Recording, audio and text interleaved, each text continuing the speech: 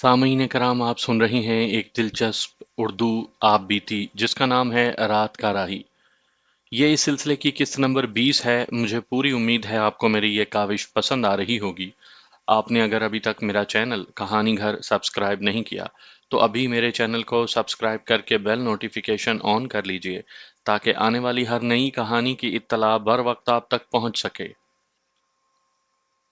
मुसीबत और मौत के वक्त इंसान को अपने अजीज और अपने खून के रिश्ते याद आते हैं, लेकिन मुझे अपना कोई भी याद ना आया। कुछ ऐसा एहसास मुझ पर गालिब आ गया था, जैसे मैं इस दुनिया में तन्हा आया था और तन्हा जा रहा हूँ। या शायद ये एहसास था कि खून के रिश्तों ने और इस दुनिया ने मुझे धुतकार कर इस जंगल में फेंक दिया है जहाँ दरिंदे रहते हैं, या दरिंदों की तरह के ये इंसान जिनके जिस्मों पर कोई कपड़ा नहीं होता। लेकिन नूर का चेहरा देखकर जो मेरे चेहरे के बहुत करीब आ गया था, मेरे अंदर कुछ ऐसा एहसास पैदा हो गया कि कोई इंसान है जो मुझे अपना समझता है। डूबता हुआ इंसान लपक लपक कर तिनकों को पकड़ने की कोशिश करता है। मेरी कैफियत डूबने वालों से ज्यादा बुरी थी। नूर ने कहा था कि मैं ना उठूं, लेकिन मैंने उठने की कोशिश की तो पता चला जैसे मेरे जिस्म की हर एक हड्डी टूट गई हो। मालूम नहीं था कि मुझे कहाँ कहाँ जख्म आए हैं। मैं इस शदीद जख्मी हालत में बड़ा कठिन सफर पैदल तय करके आया था। अब मैं एक बेबस, मजबूर और बेकार इंसान था। उस वक्त तो बेबसी और मजबूरी का सिर्फ एहसास था, लेकिन आज जब मैंने जिंदगी की वो किताब पढ़ ली है जो लिखी नहीं गई, तो मैं अपने आप से कहता हूँ कि ताकतवर इंसान अपनी निस्बत कमजोर इंसानों का बादशाह बन जाता है, और वो इस हकीकत को कबूल ही नहीं करता कि जिस्मानी ताकत एक दिया है जिसे हवा का हल्का सा झोंका भी बुझा सकता है। मेरा दिया बुझ रहा था और मैंने इस तारीख हकीकत को कबूल कर लिया था। मेरी आंखें बंद हो गई थी। मैंने अपने माथे पर बड़ा ही नाजुक और लतीफ सा लम्स महसूस किया, जैसे कोई मेरे माथे को फूलों से सहला रहा हो। मैंने जोर लगाकर पलकों का पर्दा आंखों से हटाया। नूर का चेहरा एक नूर की तरह लगा। अचानक ख्याल आ गया कि ये वो लड़की है जिसने अपनी इस्मत बचाने के लिए दरिंदों जैसे दो आदमियों को दरिंदों की तरह कत्ल किया था। मुझे ये भी याद आ गया कि इसे ये जंगली अपने किसी जादू या काले इल्म के असर में लेकर यहाँ लाए थे। मालूम नहीं मुझे ये ख्याल क्यों आ गया कि ये जंगली आदमखोर होंगे और ये मेरा गोश्त खा लेंगे। मैं जो अपने आप को बड़ा दलेर और ताकतवर समझा करता था, इतना डरा कि मेरा हाथ अपने आप हरकत में आया और उस हाथ ने नूर की कलाई पकड़ ली। नूर ने मेरा ये कांपता हुआ बेताकत हाथ अपने दोनों हाथों में ले लिया। फिर उसके एक हाथ की उंगलियां मेरी उंगलियों से उलझ गईं। दूसरे हाथ से वो मेरे माथे और मेरे बालों को सहलाने लगी। डरो नहीं खानू। नूर की ऐसी प्यारी सरगोशी सुनाई दी जिसे मुझे अपनी माँ की झलक महसूस हुई। उसने कहा, तुम ठीक हो जाओगे, हम तुम्हें ठीक कर लेंगे। मुझे अचानक मेरी माँ याद आ गई, फिर बहन याद आई और फिर अपनी बीवी याद आई। मैंने आंखें पूरी तरह खोल कर नूर की उन आंखों में झांका जो मेरे बहुत करीब आ गई थी। वो दो शफाफ आईने थे जिनमें मुझे अपना आप नजर आया। फिर ऐसे लगा जैसे डरावनी डरावनी शक्लों में मुझे मेरे गुनाह नजर आ रहे हों। उस वक्त तक नूर के चेहरे पर कुछ घबराहट और मुकम्मल संजीदगी थी, लेकिन अब उसके होंठों पर लतीफ सी मुस्कुराहट आ गई। उस हल्की सी मुस्कुराहट ने मेरे जिस्म में ऐसा तासुर पैदा कर दिया जैसे मैं मरूंगा नहीं। नूर, मैंने एक मरीज भिखारी की तरह पूछा, मैं जिंदा रह सकूंगा? ये मेरी कमजोरी और कसम पुरसी की इंतहा थी कि मैं एक औरत से जिंदगी की भीख मांग रहा था। मैंने ये भी ना सोचा और ना उससे पूछा कि वो यहाँ किस हाल में जिंदा है। मैंने उससे ये उम्मीद वाबस्ता कर ली थी कि वो मरे या जिए मुझे जिंदा रखे। इबरत एक लफ्ज है जिसके मायनी आप जो पढ़े लिखे लोग हैं मुझसे ज्यादा बेहतर समझते होंगे, लेकिन इस एक लफ्ज में जो सबक छुपे हुए हैं वो कभी खोल कर नहीं देखे होंगे। इंसान अपनी आप बीती सुनाकर मेरी तरह कहता है कि इबरत हासिल करो, लेकिन उसने खुद इबरत हासिल नहीं की थी जब उसने ऐसी कई आप बीतियां सुनी थी और कई इंसानों को अपने हाथों पैदा किए हुए हादसात और वाकयात में तड़पते और मरते देखा था। मैं वो इंसान हूं जिसने अपने आप से भी इबरत हासिल ना की। मैंने जब नूर से जिंदगी की भीख मांगी तो वो बड़ी तेजी से उठी, इधर उधर देखा, कुछ इशारा किया और कुछ कहा। मुझे दौड़ते कदमों की आहटें सुनाई दी। تب میں نے دائیں بائیں دیکھا 6-7 جنگلی کہیں دوڑتے جا رہے تھے۔ میں پیٹھ کے بل لیٹا ہوا تھا، نور میرے قریب کھڑی تھی۔ مجھے ایسے لگ رہا تھا جیسے نور ان پہاڑوں سے جن کے درمیان میں پڑا تھا اونچی ہو گئی ہو۔ یہ نظر کا دھوکہ بھی تھا اور اپنی بے بسی کا احساس بھی کہ میں اس لڑکی کو دنیا کا سب سے قدآور انسان سمجھ رہا تھا۔ وہ اب مجھے نہیں بلکہ ادھر دیکھ رہی تھی جدھر سبزے نے پردہ ڈال رکھا تھا، اور اس کے پیچھے جنگلی غائب ہو گئے تھے۔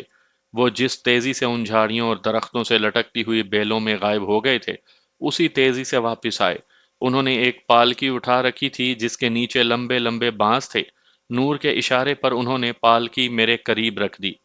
ذرا سی ہمت کرو، نور نے میرے قریب دو زانو بیٹھتے ہوئے کہا، زیادہ زور نہ لگانا۔ مجھ میں ہمت نہیں رہی تھی۔ جنگلیوں نے مجھے ایسے طریقے سے اٹھا کر پالکی میں ڈال دیا کہ مجھے ذرا سا بھی محسوس نہ ہوا کہ مجھے کسی نے اٹھایا ہے۔ پالکی اتنی ہی لمبی چوڑی تھی کہ میں ٹانگیں لمبی کر کے بیٹھ گیا۔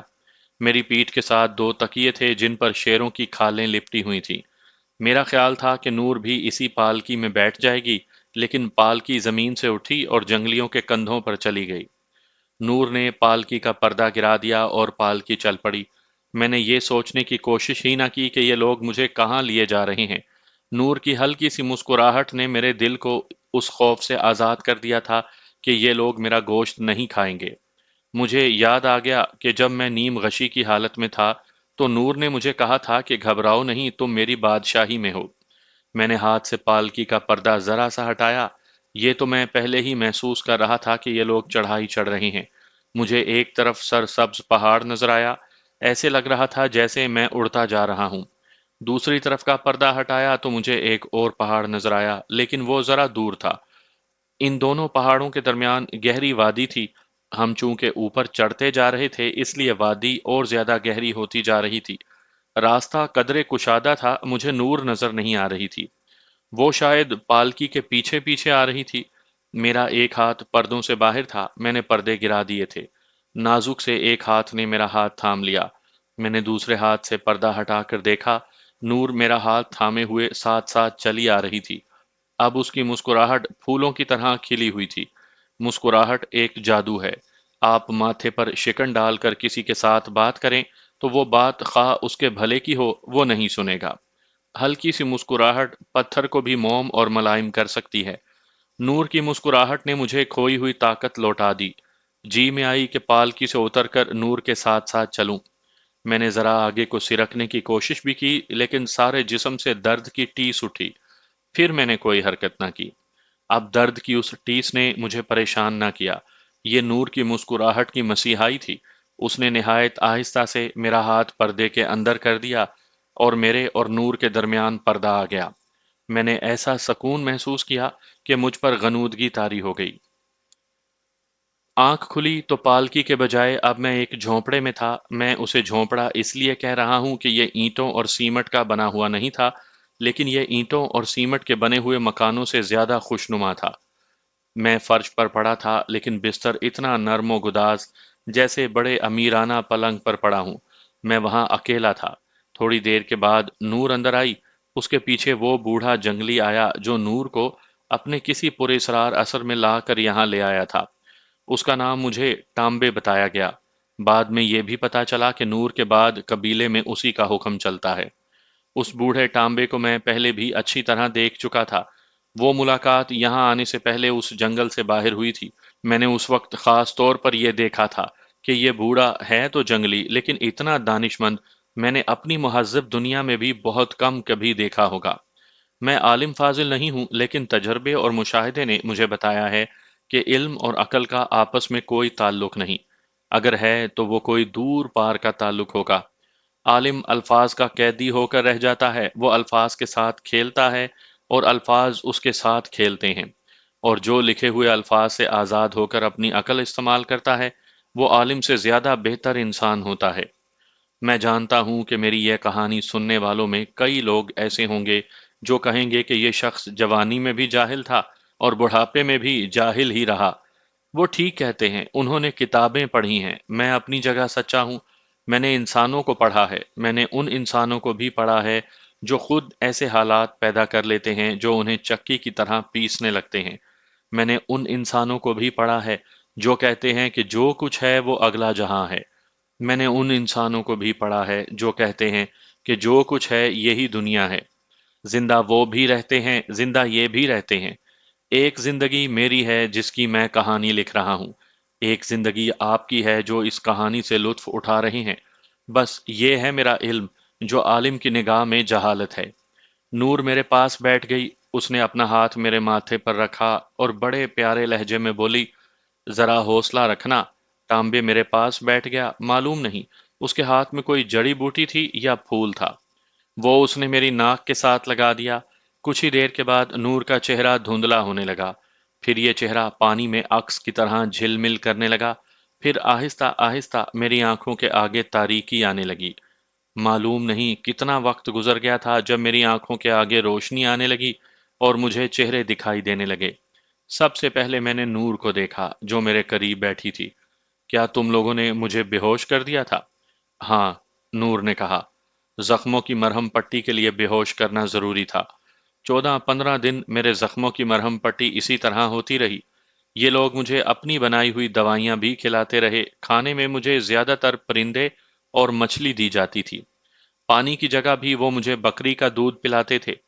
ان چند دنوں میں ہی میں صرف اٹھنے کے نہیں بلکہ کھل کر چلنے پھرنے اور چڑھائی چڑھنے اترنے کے بھی قابل ہو گیا۔ اس دوران میں نے یہ خاص طور پر دیکھا کہ میں نے نور کے ساتھ جب بھی اس کی جنگل کی زندگی کے متعلق پوچھا تو مجھے ٹال گئی۔ مرہم پٹی بوڑھا ٹانبے کرتا رہا۔ میں نے 2-3 مرتبہ اس سے پوچھا کہ میں یہاں کب تک رہوں گا، میں یہاں سے جا بھی سکوں گا یا نہیں، یا میرے ساتھ کیا سلوک ہوگا، تو ٹانبے نے مجھے نور کی طرح ٹال دیا۔ ایک روز میں جھونپڑے سے باہر نکلا، میرے دل پر کچھ بوجھ سا تھا۔ مجھے ان لوگوں کا یہ رویہ پریشان کرنے لگا تھا کہ یہ میرے ساتھ کھل کر بات کیوں نہیں کرتے اور میں جو کچھ پوچھتا ہوں اس کا جواب کیوں نہیں دیتے۔ نور نے میرے بار بار پوچھنے پر مجھے یہ بھی نہیں بتایا تھا کہ وہ کہاں رہتی ہے، مجھے اتنا ہی پتا تھا کہ وہ جب بھی میرے پاس آتی ہے پالکی میں آتی ہے، اور میں نے یہ بھی دیکھا تھا کہ جب اس کی پالکی نیچے رکھتے تھے اور وہ باہر نکلتی تھی تو پالکی اٹھانے والے سجدے میں گر جاتے تھے۔ میں نے یہ بھی دیکھا کہ نور بہت ہی خوبصورت ہو گئی تھی۔ یہ میں اس لیے نہیں کہہ رہا کہ اس کے جسم پر کوئی کپڑا نہیں ہوتا تھا۔ جسم پر کپڑا نہ ہونے کے باوجود وہ مجھے عریاں نہیں لگتی تھی۔ اس کا سینہ اور سطر بڑے خوبصورت چوڑے پتوں والے پھولوں سے ڈھانپے ہوئے ہوتے تھے۔ اس کے سر پر پھولوں کا ہی ایک تاج سا ہوتا تھا۔ ان پھولوں اور پتوں میں اس کا چہرہ پھول ہی لگتا تھا۔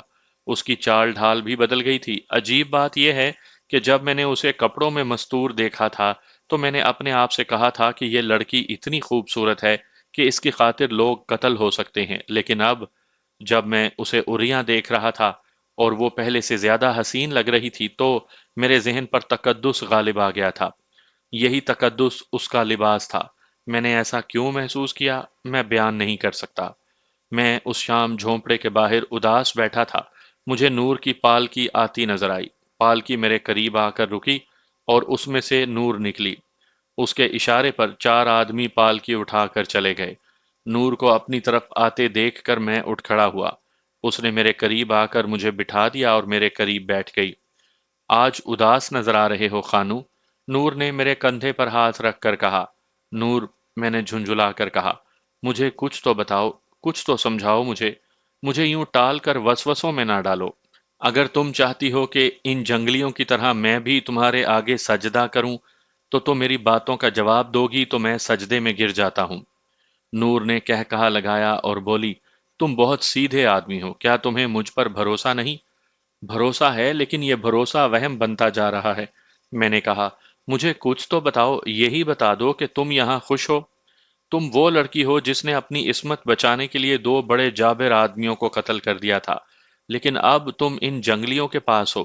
کیا اب بھی تم اپنی عصمت کو بچا کر رکھتی ہو؟ تم نے یہ کیوں پوچھا ہے؟ نور نے پوچھا، کیا تمہیں میری عصمت کے ساتھ دلچسپی ہے؟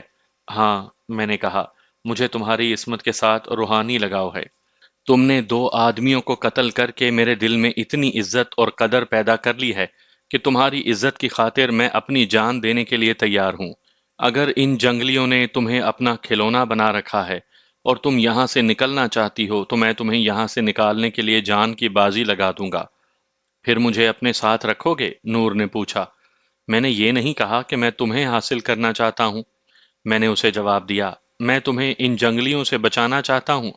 تم نے مجھے نئی زندگی دی ہے، ورنہ اب تک اس جنگل کے درندے میری ہڈیاں بھی چبا چکے ہوتے۔ مجھے اس کا صلہ دینا ہے، میں تمہارا مقروض ہوں۔ اگر میں تمہیں یہاں سے نکال لے جاؤں گا تو ایک امانت کے طور پر جہاں کہو گی وہاں چھوڑ آؤں گا۔ نور نے آہ بھری اور بولی، میں یہاں خوش ہوں خانو، یہاں مجھے یہی ایک بات روحانی مسرت دیتی ہے کہ میری عصمت محفوظ ہے۔ میں ان کی دیوی ہوں، مجھے یہ لوگ پونانگ کہتے ہیں۔ یہ میری عبادت کرتے ہیں، سوائے بوڑھے ٹامبے کے۔ یہاں جو بھی میرے ساتھ بات کرتا ہے وہ سر جھکا کر بات کرتا ہے۔ پونانگ کی آنکھوں میں آنکھیں ڈال کر بات کرنے کو یہ لوگ گناہ سمجھتے ہیں۔ میرا خیال ہے کہ یہ لوگ تمہیں اپنے کسی اثر میں لا کر یہاں لائے تھے۔ میں نے کہا، کیا اب بھی تم پر وہی اثر ہے؟ نہیں، اس نے جواب دیا، اب مجھ پر کوئی ایسا اثر نہیں۔ جب میں اس اثر سے آزاد ہوئی تھی تو مجھے احساس ہوا تھا کہ بوڑھے ٹامبے نے مجھ پر اپنا کوئی طلسم طاری کر رکھا تھا۔ مجھے اچھی طرح یاد ہے کہ میں تم لوگوں سے کس طرح جدا ہوئی تھی۔ میرے دل میں تم سب کی نفرت پیدا ہو گئی تھی اور احمد علی کو تو میں قتل کرنے لگی تھی۔ مجھے یہ ننگ دھڑنگ لوگ بہت ہی پیارے لگے۔ پھر ایسے ہوا جیسے میں خواب دیکھ رہی ہوں اور آہستہ آہستہ میری آنکھ کھل رہی ہو۔ میں پوری طرح اپنے آپ میں آ گئی اور مجھے سب کچھ یاد آنے لگا۔ میرے دل میں تمہاری اور احمد علی کی جو نفرت پیدا ہو گئی تھی وہ دل سے نکل گئی تھی، لیکن ایسی خواہش نہ ہوئی کہ احمد علی کے پاس واپس چلی جاؤں۔ ایک ڈر پیدا ہوا کہ یہ جنگلی میرے ساتھ وہی سلوک کریں گے جس سے بچنے کے لیے میں نے دو آدمیوں کو قتل کر دیا تھا۔ رات کو میں اپنے جھونپڑے میں اکیلی ہوتی ہوں۔ دو جنگلی برچیوں اور تیر کمانوں سے مسلح باہر کھڑے رہتے ہیں۔ پہلے پہل میری نیند اڑ گئی تھی، لیکن ان لوگوں نے مجھے ایک چلتا پھرتا بت بنا دیا ہے جس کی یہ لوگ پوجا کرتے ہیں۔ یہ لوگ صحیح معنوں میں میرے آگے بچتے ہیں۔ کیا تمہارے دل میں احمد علی کی محبت ابھی زندہ ہے؟ ہاں، اس نے جواب دیا، زندہ ہے۔ وہ کہاں ہے؟ مجھے معلوم ہو گیا ہے کہ تم لوگوں نے ایک قافلے کو لوٹا ہے اور تمہارے بہت سے ساتھی مارے گئے ہیں۔ کیا احمد علی زندہ ہے؟ وہ تمہارے ساتھ ہوگا، وہ زخمی تو نہیں؟ میرا خیال ہے وہ زندہ ہے، میں نے جواب دیا۔ میں نے اسے کہیں دیکھا نہیں تھا، وہ بہت ہوشیار اور چالاک آدمی ہے، نکل گیا ہوگا۔ نور، میں تمہیں ایک بات کہنا چاہتا ہوں۔ اگر تم یہاں اس لیے خوش ہو کہ یہاں تمہاری عصمت محفوظ ہے تو اس کا مطلب یہ ہے کہ تمہیں اپنی عصمت اپنی جان سے زیادہ عزیز ہے۔ پھر تم احمد علی کو بھول جاؤ، اسے دل سے اتار دو۔ کیوں؟ نور نے کہا، میں تو سوچ رہی تھی کہ پتہ چلے کہ وہ کہاں ہے تو میں اسے اغوا کر کے یہاں رکھ لوں گی۔ اگر تمہیں یہ شک ہے کہ تمہارے دل میں احمد علی کی جو جگہ ہے وہ میں لینا چاہتا ہوں تو یہ شک دل سے نکال دو۔ میں نے کہا، میں تمہیں یہ بتانا چاہتا ہوں کہ احمد علی کے دل میں تمہاری ذرا سی بھی محبت نہیں۔ کیا تمہیں یاد نہیں کہ وہ تمہیں بہت بڑے ڈاکو کے ہاتھ بیچ بھی چکا ہے؟ وہ اب ساری زندگی ڈکیتی اور رہزنی میں گزارنے کا تہیہ کر چکا ہے۔ وہ تمہیں اپنے پاؤں کی زنجیر سمجھتا ہے، اس کے دل میں کسی کی بھی محبت نہیں۔ وہ مجھے اپنا بڑا پیارا دوست کہا کرتا ہے، لیکن میرے ساتھ اس کی محبت اتنی ہی ہے جتنی مالک کو دودھ دینے والے یا سواری والے جانور سے ہوتی ہے۔ وہ میری جسمانی طاقت کو اپنی مجرمانہ زندگی میں استعمال کر رہا ہے۔ مجھے یقین نہیں آتا کہ تم جو کچھ کہہ رہے ہو وہ بالکل درست ہے، نور نے کہا۔ میں تو یہ سوچ رہی ہوں کہ ان لوگوں کو کسی طرح دھوکہ دے کر یہاں سے نکل جاؤں اور احمد علی کے پاس جا پہنچوں۔ میں تمہیں اسی مقصد کے لیے اٹھا لائی تھی کہ تم مجھے یہاں سے فرار کرواؤ گے۔ بھول جاؤ نور، میں نے کہا، اس دنیا کو بھول جاؤ جہاں سے تم آئی ہو۔ وہاں فریب اور عیاری کے سوا اور کچھ بھی نہیں۔ میں مرد ہوں، میں اس دنیا کا سامنا کر سکتا ہوں، میں جوابی وار بھی کر سکتا ہوں۔ تم عورت ہو، تم اس غلاظت کو تصور میں بھی نہیں لا سکتی جہاں تمہیں پھینک دیا جائے گا۔ نہیں خانو، نور نے کہا، تم نے دنیا کو ایک آنکھ سے دیکھا ہے اور یہ تمہاری اپنی آنکھ ہے۔ تم نے ڈکیتی اور ہر طرح کے جرم کو زندگی بنا لیا ہے۔ تمہیں وہ لوگ بھی فریب کار اور عیار نظر آتے ہیں جو تمہیں گرفتار کرنا چاہتے ہیں۔ تم انہیں بھی فریب کار اور عیار کہو گے جو تمہیں اس راستے سے ہٹانا چاہتے ہیں۔ خانو، تم نے محبت کا ذائقہ نہیں چکھا۔ یہ صحیح ہے کہ محبت مجھے ذلیل و خوار کر رہی ہے اور مجھے وہ آدمی دھوکہ دے رہا ہے جس کی محبت کو میں اپنی روح میں پال رہی ہوں، لیکن میں جو تمہاری ہی طرح اپنے گھر سے بھاگی ہوں، ساری دنیا کے مردوں کا سامنا کر سکتی ہوں کیونکہ میں نے کوئی جرم نہیں کیا۔ محبت کی ہے۔ تم اپنی حالت دیکھو، تم مفرور مجرم ہو۔ درخت پر پرندہ آہستہ سے پھڑ پڑاتا ہے تو تم بدک اٹھتے ہو کہ کہیں تمہیں کوئی پکڑنے کے لیے آ رہا ہوگا۔ تم دنیا کا کیا ایک بچے کا سامنا کرنے کے قابل بھی نہیں رہے۔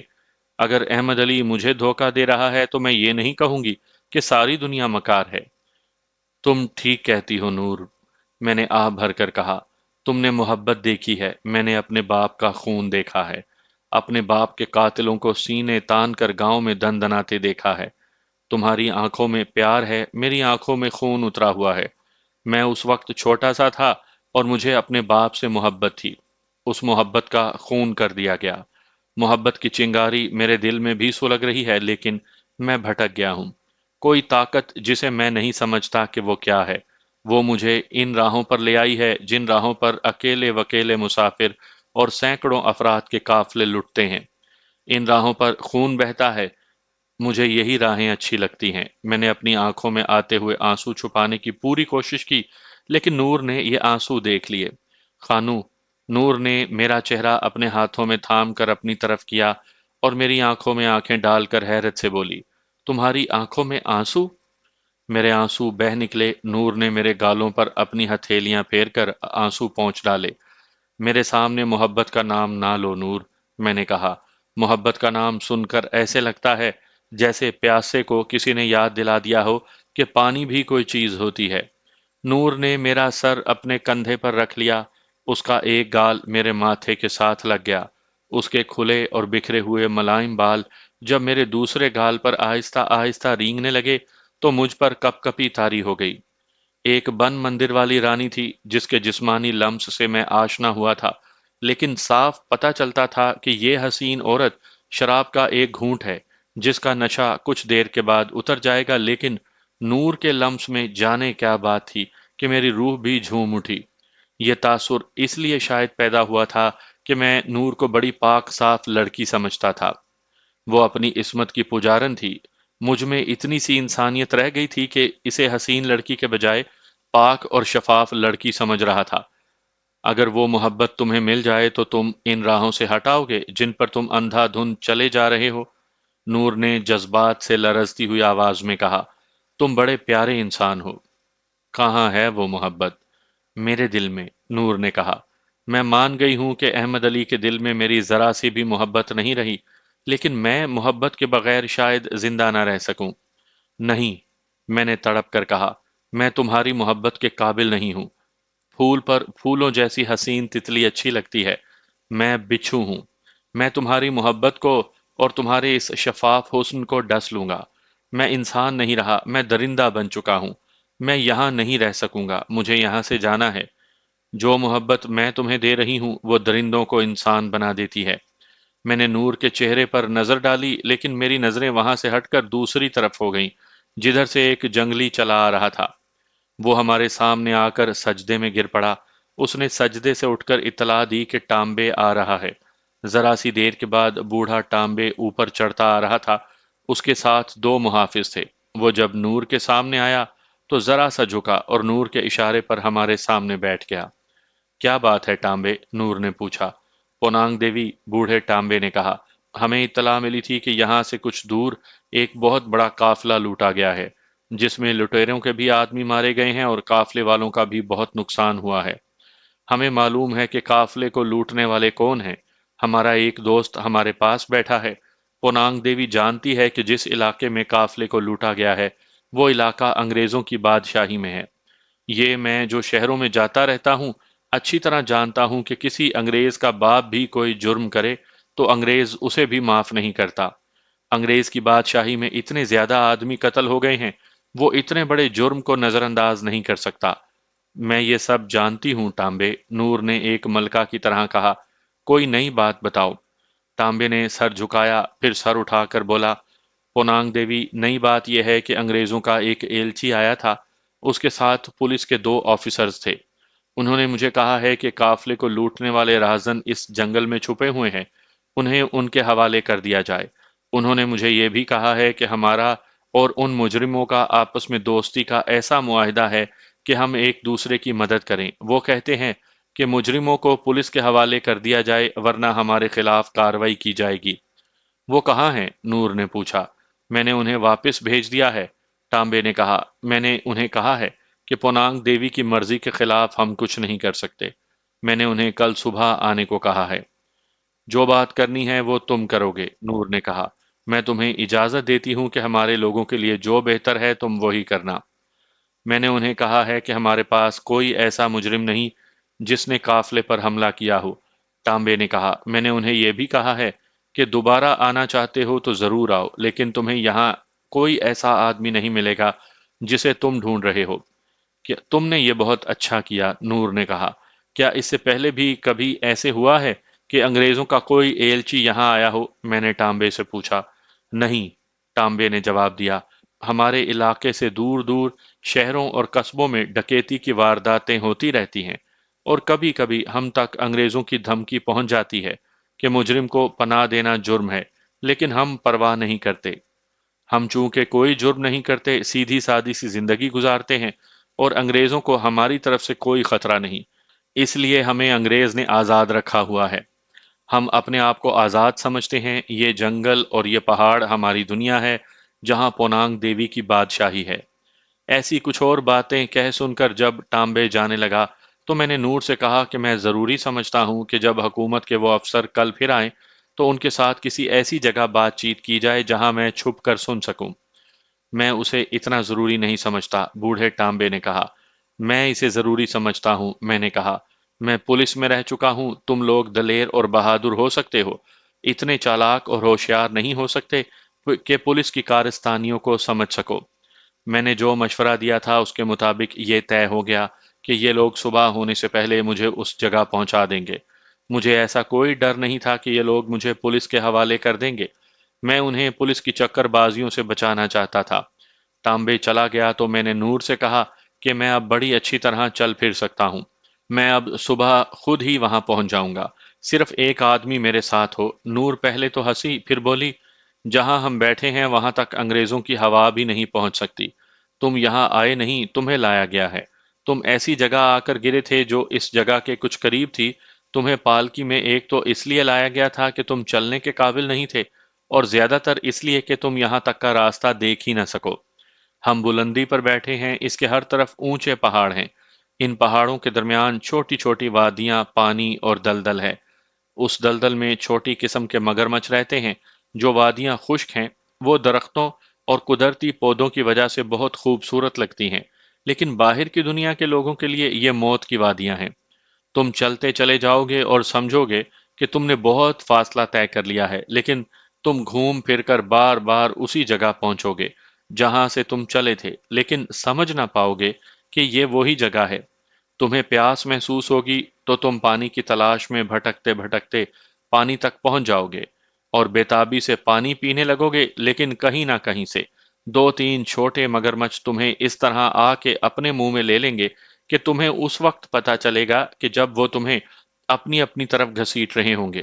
ہو سکتا ہے کہ پانی میں رہنے والا اژدہا جو تمہاری ران سے زیادہ موٹا اور ہمارے قد سے زیادہ لمبا ہے تمہیں ایک ہی بار نگل لے۔ یہ اژدہا جس جانور یا انسان پر حملہ کرتا ہے سب سے پہلے اس کا سر منہ میں لیتا ہے تاکہ اس کا شکار مر جائے، اور پھر وہ آہستہ آہستہ اپنے شکار کو نگل لیتا ہے۔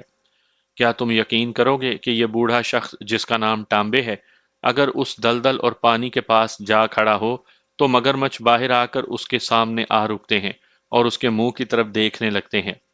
یہ میرا خیال ہے کہ ان لوگوں کا یہ جادو ہے، میں نے نور سے کہا۔ ہاں، یہ جادو ہے، نور نے کہا۔ میرا گاؤں اس جنگل سے تھوڑی ہی دور ہے، ہم نے ان کے جادو کی بہت سی کہانیاں سن رکھی تھیں۔ یہ لوگ مردے میں جان نہیں ڈال سکتے، باقی ہر وہ کام کر سکتے ہیں جسے ہماری دنیا والے تسلیم نہیں کرتے۔ میں تمہیں بتا رہی تھی کہ جہاں ہم بیٹھے ہیں یہاں سے نکل کر تم نہیں جا سکتے، اور یہاں تک کوئی پہنچ نہیں سکتا۔ یہاں صرف تانبے اور ہمارے چند محافظ ہی آ سکتے ہیں۔ اگر تم نیچے جا کر کسی جنگلی سے پوچھو تمہاری پونانگ دیوی کہاں رہتی ہے تو وہ کہے گا کہ وہ بادلوں میں رہتی ہے۔ تمہیں نیچے تک لے جایا جائے گا۔ آدھی رات کے بعد مجھے جگا لیا گیا اور پالکی میں بٹھا کر مجھے لے گئے۔ میں نے بہت کوشش کی کہ پالکی کے پردے ہٹا کر دائیں بائیں دیکھوں، لیکن سوائے اندھیرے پہاڑوں اور تاریک وادیوں کے اور کچھ نظر نہ آیا۔ صرف یہ محسوس ہوا کہ اب ہم اتر رہے ہیں یا چڑھ رہے ہیں، یا کبھی دائیں یا کبھی بائیں گھوم رہے ہیں۔ میرے پاس سام کی رائفل تھی۔ میں اپنی ونچسٹر رائفل قافلے پر حملے کے دوران کہیں پھینک آیا تھا۔ میں نے سام کی لاش کے قریب پڑی رائفل اٹھا لی تھی اور اس کی گولیوں والی بیلٹ بھی اپنے ساتھ ہی لے آیا تھا، اور وہ رائفل بھی میرے ساتھ ہی تھی۔ جب صبح طلوع ہوئی تو بوڑھا ٹامبے میرے پاس کھڑا تھا۔ اس نے میرے چھپنے کی ایک جگہ منتخب کر رکھی تھی۔ وہ ایک ٹیکری تھی جس پر اونچی گھاس تھی، بڑے گھنے پودے تھے اور کچھ درخت بھی تھے۔ مجھے اس پر لے جا کر ٹامبے نے ایک جگہ بٹھا دیا۔ میں نے اسے بتایا کہ انگریزوں کے ایلچیوں کو وہ کہاں کھڑا کر کے بات کرے۔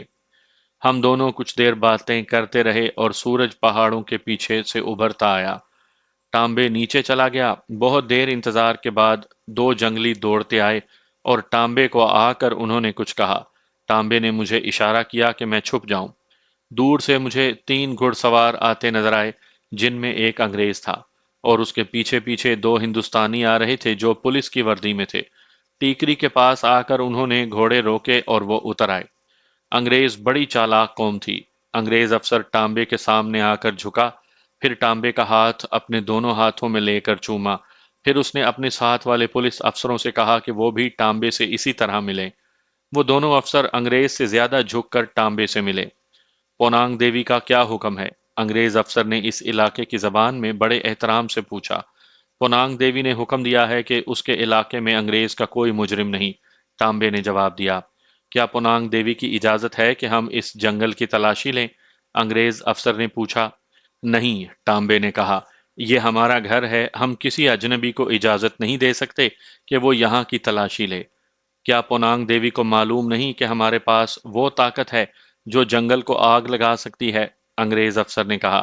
مجھے امید ہے کہ پونانگ دیوی چند مجرموں کی خاطر اپنے گھر کو جلتا ہوا نہیں دیکھ سکے گی۔ میرا خیال ہے کہ انگریز بادشاہ ہماری طاقت سے واقف نہیں، ٹامبے نے کہا۔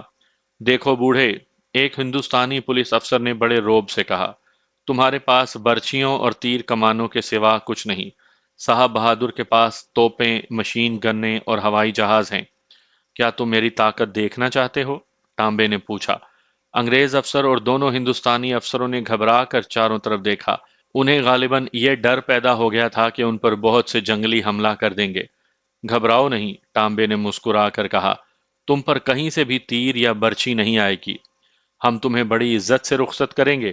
میں تمہیں اپنی طاقت دکھانا چاہتا ہوں۔ تم میں سے کوئی اپنے گھوڑے پر سوار ہو جائے اور اسے ایڑ لگائے۔ انگریز افسر نے طنزیہ انداز سے ہنستے ہوئے ایک ہندوستانی پولیس افسر سے کہا کہ وہ اپنے گھوڑے پر سوار ہو جائے اور اسے ایڑ لگائے۔ ہندوستانی افسر کٹھ پتلی کی طرح دوڑا اور سوار ہو گیا۔ ٹامبے اس گھوڑے کے سامنے چند قدم دور جا کھڑا ہوا۔ چند سیکنڈ کے بعد وہ گھوڑے کے راستے سے ہٹ گیا اور سوار سے کہا کہ ایڑ لگاؤ۔ سوار نے ایڑ لگائی۔ گھوڑا چلنے کے بجائے بڑی زور سے ہنہنایا۔ سوار کے ہاتھ میں چھڑی تھی۔ اس نے گھوڑے کو چھڑی ماری تو گھوڑے نے انگلی ٹانگیں اٹھا دیں اور پچھلی ٹانگوں پر کھڑا ہو کر پیچھے کو ہٹا۔ انگریز افسر نے گھوڑے کی لگام پکڑ کر آگے کھینچا، لیکن گھوڑا پیچھے ہی ہٹتا گیا۔ ٹامبے نے کہا کہ اب لگام کو ہلکا سا جھٹکا دو اور ذرا سی ایڑ لگاؤ۔ سوار نے ایسے ہی کیا تو گھوڑا آگے کو چل پڑا۔ میں چھپا ہوا ان تینوں کے چہروں پر حیرت کا تاثر دیکھ رہا تھا۔ دیکھو بوڑھے، انگریز نے حاکمانہ انداز سے کہا، میں اس کے باوجود تمہیں خبردار کرتا ہوں کہ مجرموں کو ہمارے حوالے کر دو۔ جو طاقت ہم لائیں گے اس پر تمہارا کالا جادو نہیں چل سکے گا۔ اگر تم مجرموں کو ہمارے حوالے کرنا نہیں چاہتے تو فی الحال اتنا ہی کرو کہ ان لوگوں کے ساتھ تم نے دوستی اور مدد کا جو معاہدہ کر رکھا ہے وہ توڑ دو۔ دوست کو دھوکہ دینا ہمارے ہاں بہت بڑا گناہ ہے، ٹامبے نے کہا۔ جنہیں تم چور اور ڈاکو کہتے ہو وہ ہمارے دوست ہیں۔ انگریز افسر نے اپنی بیلٹ میں سے ریوالور نکالا اور ریوالور اپنی ہتھیلی پر رکھ کر ٹامبے کی طرف کر کے بولا کہ تم اس کا مقابلہ نہیں کر سکو گے۔ انگریز افسر ایک درخت کے قریب کھڑا تھا۔ ٹامبے نے پیچھے دیکھا، کم و بیش 1 درجن تیر ساتھ کی چٹانوں میں سے آئے اور انگریز افسر کے قریب درخت میں پیوست ہو گئے۔ انگریز بدک کر ایک طرف ہو گیا۔ تم ان کا مقابلہ نہیں کر سکو گے، ٹامبے نے کہا۔ یہ ٹامبے کا انتظام تھا کہ اس نے قریبی چٹانوں اور ٹیکریوں پر 100 کے قریب تیر انداز چھپا کر بٹھا رکھے تھے۔ انگریز افسر شہنشاہی عتاب میں آ گیا۔ میرا حکم غور سے سنو بوڑھے، انگریز نے ریوالور تانبے کے منہ کے سامنے غصے سے لہراتے ہوئے کہا، کل اس وقت تک یہاں چھپے ہوئے تمام مجرم موجود ہوں۔ وہ بڑی تیزی سے اپنے گھوڑے پر سوار ہوا، ہندوستانی افسر بھی اپنے گھوڑوں پر بیٹھے اور تینوں جنگل کے سبزہ زار میں غائب ہو گئے۔ مجھے پالکی میں اس جگہ واپس لے جایا گیا جہاں نور رہتی تھی۔ پالکی میں میرے ساتھ بوڑھا ٹامبے بھی تھا۔ میرا ارادہ تھا کہ میں واپسی پر یہ راستہ دیکھوں گا، لیکن ٹامبے کے حکم سے پالکی برداروں نے پردے اس طرح باندھ دیے تھے کہ رسیوں کی گانٹھیں باہر کی طرف تھیں۔ میں نے ٹامبے سے کہا کہ پردے کھلوا دے۔ نہیں، اس نے کہا، میری زندگی میں تم پہلے اجنبی ہو جسے پونانگ دیوی کی رہائش گاہ تک جانے کی اجازت دی گئی ہے۔ اگر اجازت دینے والا میں ہوتا تو میں اجازت نہ دیتا۔ یہ پونانگ دیوی کی خواہش تھی کہ وہ تمہیں اپنے ساتھ رکھے۔ دیوی کی خواہش کو رد نہیں کیا جا سکتا، لیکن یہ راستہ جو اس کی رہائش گاہ تک جاتا ہے کسی کو دکھایا نہیں جا سکتا۔ صبح کے چلے ہوئے ہم دوپہر کے بعد نور تک پہنچے۔ میں نے اور ٹامبے نے اسے بتایا کہ ایک انگریز اور دو ہندوستانی افسر کیا دھمکی دے گئے ہیں۔ نور اتنی چالاک اور دانشمند نہیں تھی کہ سمجھ سکتی کہ یہ صورتحال بڑی ہی سنگین ہو سکتی ہے، اور اس صورت میں اسے کیا کرنا چاہیے۔ نور کو تو انہوں نے اپنے مذہب کی، جو کہ دراصل کچھ عقیدے اور توہمات تھے، ایک مقدس علامت بنا رکھا تھا۔ نور نے میری طرف دیکھا۔ انگریز افسر کی دھمکی کو محض دھمکی نہ سمجھنا نور، میں نے کہا۔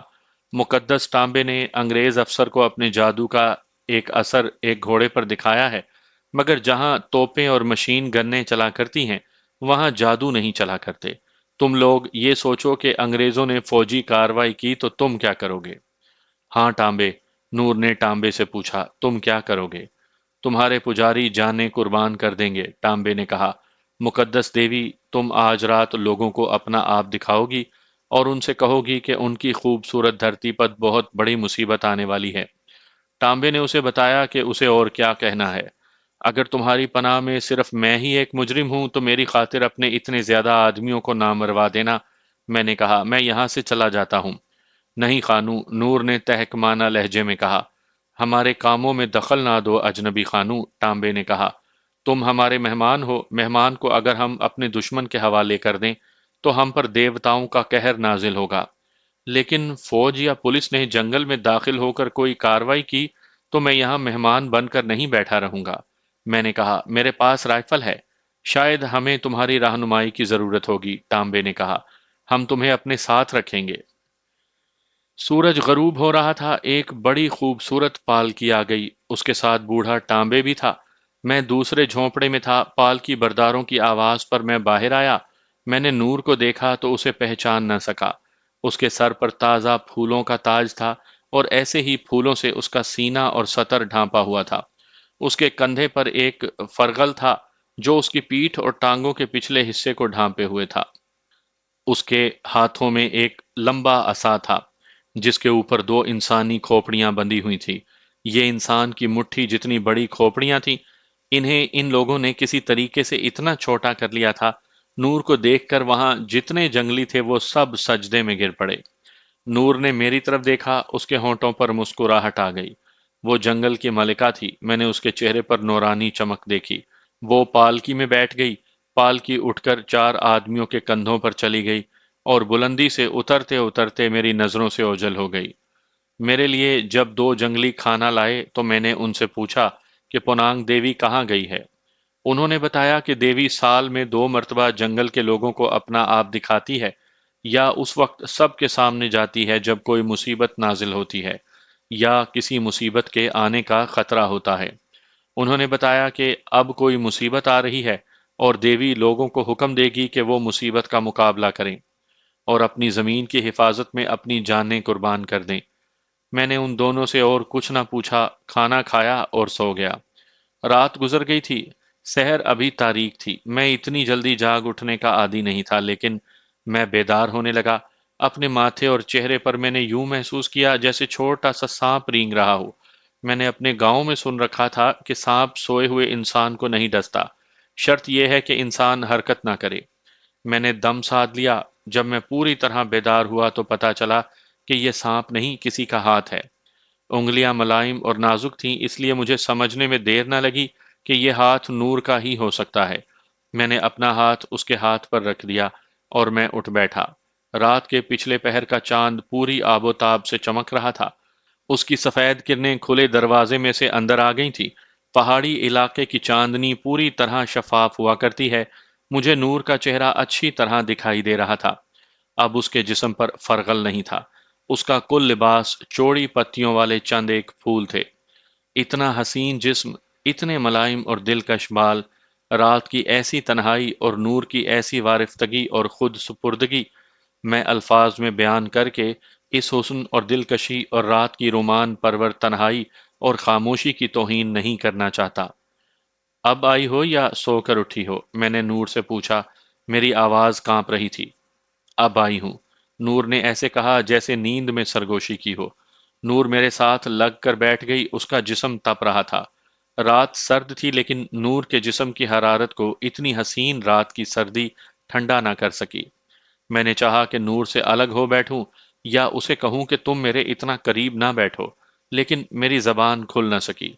میں نے صاف طور پر محسوس کیا کہ میں کیا چاہتا ہوں، لیکن میرے اندر ہی ایک اور قوت ہے جو میری زبان کو جکڑے ہوئے ہے اور مجھ سے یہ کہلوانا چاہتی ہے کہ نور، میرے اور قریب ہو جاؤ۔ آپ کو یاد ہوگا کہ ایک بہت بڑے مگر مچھ نے مجھے اپنے منہ میں لے لیا تھا۔ انسپیکٹر منصور نے 2 مرتبہ مجھے گرفتار کر لیا تھا۔ جیل سے فرار کے بعد مجھ پر ایسے ایسے نازک مرحلے آئے کہ پھانسی کا تختہ مجھے اپنے سامنے نظر آنے لگا۔ میں سمجھتا تھا کہ اس سے زیادہ نازک اور خطرناک مرحلہ اور کوئی نہیں آ سکتا، لیکن ایک جوان اور خوبصورت لڑکی کو رات کی اس تنہائی میں اپنے قریب دیکھ کر محسوس کرنے لگا کہ میں اس مرحلے سے نہیں نکل سکوں گا۔ میری مشکل یہ تھی کہ میں نور کو ایک حسین اور عریاں لڑکی کی صورت میں نہیں دیکھ رہا تھا۔ میں کوئی مومن اور عبادت گزار بھی نہیں تھا۔ میرے خیالوں میں گہرائی اور کردار میں پاکیزگی نام کو نہیں تھی، لیکن میری ذات پر کوئی ایسی قوت غالب آ گئی تھی جو مجھے پیچھے دھکیل رہی تھی۔ ظاہری طور پر تو یہ خیال تھا کہ نور پاکیزہ لڑکی ہے، میں نے اسے اپنی عصمت کی پجارن کہا تھا، لیکن کچھ اور بھی ضرور تھا جو مجھے کہہ رہا تھا کہ خانو، یہ جسم تمہارے لیے نہیں، یہ بڑی پاک روح ہے، اس نے تمہیں زندگی دی ہے۔ یہ بات بھی تھی کہ میں نور کو دیوی نہیں سمجھتا تھا کہ اس کے جسم کو بری نگاہ سے ہاتھ لگایا تو مجھ پر قہر نازل ہوگا۔ وہ دیہات کی ایک لڑکی تھی۔ نور نے مجھے بڑے کڑے امتحان میں ڈال دیا۔ وہ اس طرح کہ اس نے میرا چہرہ اپنے دونوں ہاتھوں میں تھام کر بڑے پیار سے التجا کی، خانو، یہاں سے جانے کا خیال دل سے نکال دو۔ اس نے اپنا ایک عریاں بازو میری گردن کے گرد لپیٹ دیا۔ میں نے اپنے آپ پر قابو پانے کے لیے اس سے پوچھا کہ وہ اپنے لوگوں سے کیا کہہ کر آئی ہے اور وہ لوگ کیا کر رہے ہیں۔ وہ دن کی روشنی میں بتاؤں گی، نور نے کہا، اور اس نے اپنا سر میرے کندھے پر رکھ دیا۔ اس کا جسم پہلے سے زیادہ تپنے لگا تھا۔ نور، میں نے اس کا ہاتھ اپنے ہاتھ میں لیتے ہوئے کہا، کیا تم جانتی ہو کہ میں شریف آدمی نہیں ہوں؟ یا کیا تم اس لیے میرے اتنے قریب ہو گئی ہو کہ تم جانتی ہو کہ میں شریف آدمی نہیں ہوں؟ وہ آہستہ آہستہ مجھ سے الگ ہوئی اور میرے سامنے بیٹھ گئی۔ اس سے مجھے کچھ سکون محسوس ہوا۔ اس نے لمبی آہ بھری۔ تم نے ایسا سوال پوچھا ہے جس کا میں جواب نہیں دے سکتی، نور نے کہا، مجھے سوچنے دو۔ وہ کچھ دیر خاموش رہی، میں بھی چپ رہا۔ بڑی دور سے ایک شیر کے دھاڑنے کی آواز آ رہی تھی۔ خانو، میں نہیں بتا سکتی کہ میں کیا چاہتی ہوں، نور نے مضطرب سے لہجے میں کہا۔ مجھے اور کیا چاہیے؟ میں ان جنگجو، خونخوار، تندرست اور خوبصورت لوگوں کی دیوی ہوں۔ یہ مخلوق مجھے دیکھ کر سجدے میں گر پڑتی ہے۔ شیروں کو چیر پھاڑ دینے والے انسان میری پوجا کرتے ہیں۔ میں کسی سے کہوں کہ اس آدمی کی گردن کاٹ دو تو وہ اس کی گردن کاٹ دے گا، لیکن خانو، میری ذات میں کوئی جگہ خالی رہ گئی ہے جسے اس مخلوق کے سجدے اور میری پوجا پر نہیں کر سکی۔ تم کچھ بتا سکتے ہو؟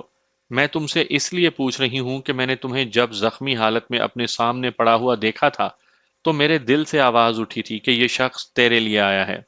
میں نے راتوں کی تنہائی کو کبھی محسوس نہیں کیا تھا۔ جب سے تم آئے ہو یہ تنہائی مجھے سونے نہیں دیتی۔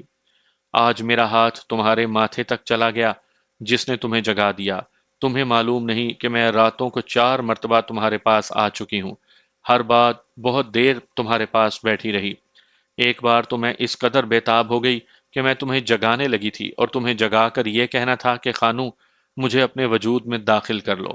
تنہا میرا کوئی وجود نہیں، میری کوئی ذات نہیں۔ اس نے میرے دونوں ہاتھ پکڑ کر اپنے سینے پر رکھ لیے اور اکھڑے اکھڑے سے لہجے میں بولی، خانو، تم سمجھ رہے ہو میں کیا کہہ رہی ہوں؟ میں کیا چاہتی ہوں خانو، مجھے کچھ بتاؤ۔ میرے دونوں ہاتھ اس کے سینے پر تھے اور اس کے ہاتھ میرے ہاتھوں کو دبائے چلے جا رہے تھے۔ اس کے سینے اور میرے ہاتھوں کے درمیان پھولوں کی نرم و ملائم پتیاں تھیں جو ایک ایک کر کے جھڑتی جا رہی تھیں۔ میں نے وہاں سے ہاتھ ہٹا لینے کی ناکام سی کوشش کی۔ میں نے صاف طور پر محسوس کیا کہ خانو میرے ہاتھ سے نکل گیا ہے اور میں ایک مرد ہوں جس کی اس عورت کو ضرورت ہے۔ میری سانسیں اس کی سانسوں سے ٹکرانے لگیں۔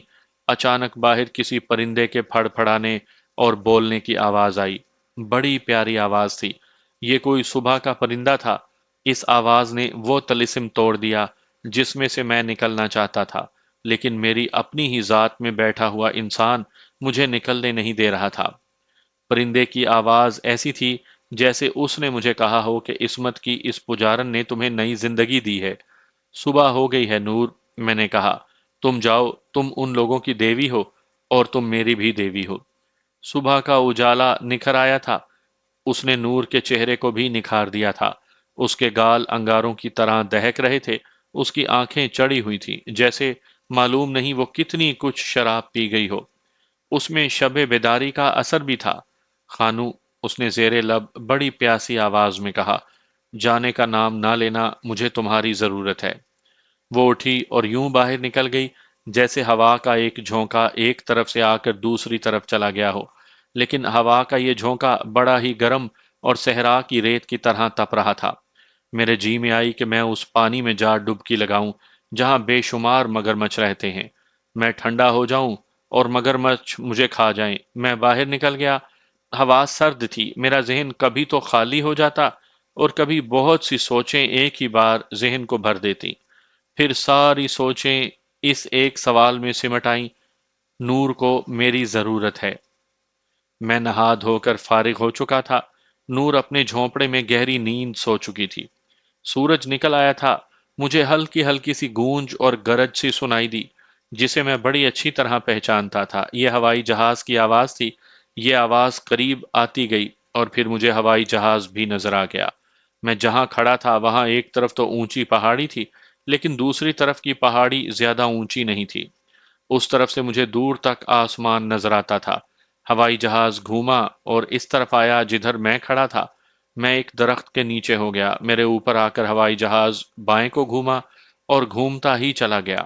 وہ اتنی سی بلندی پر تھا کہ مجھے اس میں آگے اور پیچھے بیٹھے دو آدمی صاف نظر آ رہے تھے۔ وہاں سے ہوائی جہاز غوطے میں چلا گیا، پھر میری نظروں سے اوجھل ہو گیا۔ ایک دو منٹ کے بعد میں نے اسے بہت دور سے اوپر اٹھتے دیکھا۔ میں نے کان کھڑے کیے لیکن مجھے فائرنگ کی آواز نہیں آئی۔ میں سمجھ گیا کہ انگریز افسر جو دھمکی دے گیا تھا اب وہ دھمکی پوری کی جا رہی ہے۔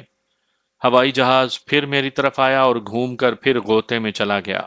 میرا خیال تھا کہ اب یہ فائرنگ کرے گا، لیکن وہ دور سے اٹھا اور فائرنگ کی مجھے کوئی آواز سنائی نہ دی۔ ایسا ہی ایک اور ہوائی جہاز آ گیا۔ اسے بھی میں نے غوطے میں جاتے دیکھا۔ یہ جہاز جب اوپر اٹھا تو کچھ دیر کے بعد مجھے ہلکے سے دو دھماکے سنائی دیے۔ ایک آدھ منٹ کے بعد مجھے دور سے سفید دھواں اوپر اٹھتا نظر آیا۔ میں سمجھ گیا کہ یہ ہوائی جہاز نے بم پھینکے ہیں اور یہ بم دھوئیں والے ہیں۔ کہانی آگے سنانے سے پہلے میں آپ کو بتانا ضروری سمجھتا ہوں کہ یہ کون سے ہوائی جہاز تھے۔ یہ دوسری جنگ عظیم سے پہلے کے دو پروں والے ہوائی جہاز تھے جن کی انتہائی رفتار 100 میل فی گھنٹہ سے کچھ ہی زیادہ ہوتی تھی۔ اگر سامنے کی ہوا تیز ہوتی تو ان کی رفتار خاصی کم ہو جاتی تھی۔ پولیس کی ٹریننگ کے دوران ہمیں یہ ہوائی جہاز بڑے قریب لے جا کر بلکہ ان کے اندر بٹھا کر دکھائے گئے تھے۔ یہ بہت نازک ہوتے تھے۔ ان کا فریم یا ڈھانچہ ہلکی دھات کا ہوتا تھا جس پر کینوس کی قسم کا کپڑا چڑھا ہوتا تھا۔ اس پر آہستہ سے چاقو مارو تو کپڑا پھٹ جاتا تھا، لیکن اگلی سیٹ پر پائلٹ بیٹھتا تھا اور پچھلی سیٹ پر ایک آدمی ایک مشین گن ہاتھ میں لے کر بیٹھتا تھا۔ یہاں بہت ہی نازک ہوائی جہاز تھے، پہلی جنگ عظیم میں استعمال ہوئے تھے۔ لیکن آج کل کے ہوائی جہازوں کے سامنے وہ بچوں کے کھلونے لگتے تھے۔ اس ہوائی جہاز کے نیچے والے پر کے ساتھ بہت چھوٹے چھوٹے بم بھی لگائے جا سکتے تھے۔ ایک بم کا وزن 4-5 سیر سے زیادہ نہیں ہوتا تھا۔ ان میں ایسے بم بھی ہوتے تھے جو نیچے گر کر پھٹتے اور سفید دھواں دیتے تھے۔ میں نے جب جنگل سے دھواں اٹھتے دیکھا تو میں جان گیا کہ ان جنگلی قبائل کو ڈرانے کے لیے دھوئیں والے بم پھینکے گئے ہیں۔ انگریز افسر نے کہا تھا کہ وہ جنگل کو آگ لگا دیں گے۔ ان جنگلیوں کو ڈرانے کے لیے دھوئیں والے بم ہی کافی تھے۔ ہوائی جہاز چلے گئے۔ میں نے نور کو جگانا مناسب نہ سمجھا۔ جو محافظ اوپر رہتے تھے وہ بھاگتے دوڑتے آئے۔ میں نے انہیں روک دیا کہ وہ اپنی دیوی کو نہ اٹھائیں۔ وہ بہت ڈرے ہوئے تھے۔ وہ کہتے تھے کہ یہ ہوائی جہاز جنگل کو جلا دیں گے، پھر ہم کیا کریں گے؟ میں نے انہیں بتایا کہ ڈرنے کی کوئی بات نہیں، یہ جہاز یہاں کے ایک درخت کو بھی نہیں جلا سکتے۔ انہیں تو میں نے تسلی دے کر چلتا کیا، لیکن مجھے فکر پیدا ہوئی کہ ان لوگوں کے خلاف ہوائی جہاز استعمال ہوئے تو معلوم نہیں ان کا کتنا جانی نقصان ہو۔ میں سوچنے لگا کہ ایسی صورت میں ہمیں کیا کرنا چاہیے۔ میں تنہا بیٹھا سوچتا رہا۔ ایک آدمی کو بلا کر کہا کہ میرے لیے کچھ لے آؤ۔ وہ لوگ تاڑی کی قسم کی شراب خود ہی کشید کیا کرتے تھے۔ وہ آدمی میرے لیے یہ شراب لے آیا اور میں پینے لگا۔ بہت دیر گزر گئی تو بوڑھے ٹانبے کی پالکی آئی۔ جب وہ پالکی سے نکلا تو گھبراہٹ سے اس کی ایسی حالت ہو رہی تھی جیسے وہ اپنے پاؤں پر چل کر اتنا کٹھن فاصلہ طے کر کے آیا ہو۔ میں نے اسے اپنے پاس بلا لیا اور اسے کہا کہ وہ دیوی کے پاس نہ جائے۔ میرے پاس بیٹھو مقدس ٹانبے۔ میں نے اسے بازو سے پکڑ کر اپنے پاس بٹھاتے ہوئے پوچھا، کیا تمہارا جادو ان ہوائی جہازوں کو روک سکتا ہے؟ نہیں، اس نے ڈرے ہوئے لہجے میں جواب دیا۔ میرے جادو کی ایک حد ہے، یہ جادو رائفل سے نکلی ہوئی گولی اور ہوائی جہازوں کو نہیں روک سکتا۔ تم کچھ بتا سکتے ہو کہ ہمیں کیا کرنا چاہیے؟ میں نے اسے بتایا کہ یہ جہاز بڑے نازک ہوتے ہیں، انہیں پتھروں سے چھلنی کیا جا سکتا ہے۔ اس کا طریقہ یہ ہے کہ تمہارے تیر انداز اور برچیاں پھینکنے والے مختلف پہاڑوں کے اوپر کھڑے ہو جائیں، اور ہوائی جہاز جب درخت کی بلندی تک نیچے آ جائیں تو ان پر تیر اور برچیاں برسائی جائیں۔ لیکن اس کے جواب میں ہوائی جہاز مشین گن فائر کرے گا اور بم پھینکے گا جو پھٹ کر لوگوں کو مار دیں گے۔ یہ بم جو ہوائی جہاز پھینک گیا ہے دھوئیں والے ہیں اور تمہیں صرف ڈرانے کے لیے پھینکے گئے ہیں۔